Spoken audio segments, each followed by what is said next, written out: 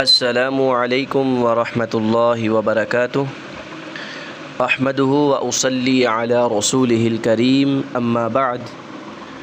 اعوذ باللہ من الشیطان الرجیم بسم اللہ الرحمن الرحیم قال اللہ تبارک وتعالی فی القرآن المجید یا ایہا الذین آمنوا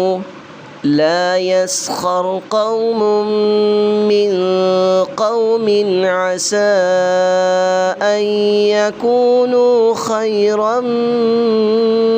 منهم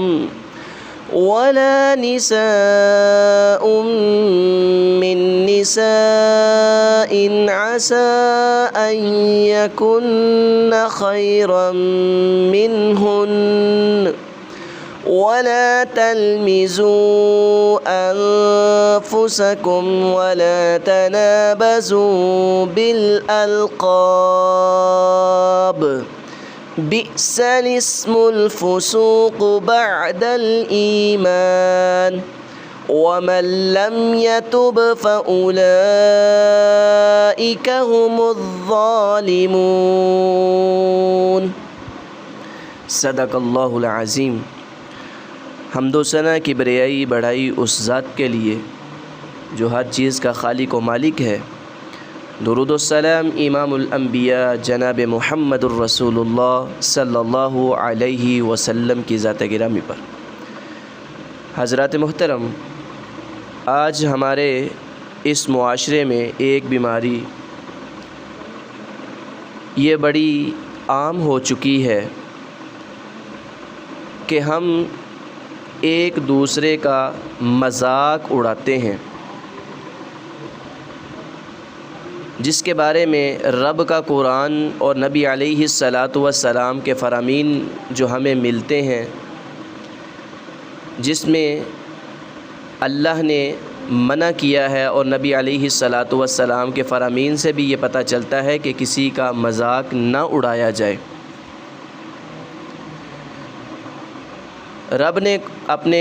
کتاب قرآن مجید فرقان حمید سورۃ حجرات آیت نمبر 11 کے اندر اس بات کی وضاحت کر دی۔ اللہ رب العزت نے ایمان والوں کو مخاطب کیا، فرمایا کہ یا ایہا الذین آمنوا، اے ایمان والو، جو لوگ ایمان لے کر آئے ہیں، لا یسخر قوم من قوم عسى ان یکونوا خیرا منہم، جو ایک دوسرے کا مذاق اڑاتے ہیں، ایک دوسرے کو طنز کرتے ہیں، تو اللہ رب العزت فرماتے ہیں کہ کوئی قوم کسی قوم کا مذاق نہ اڑائے۔ ولا نساء من نساء،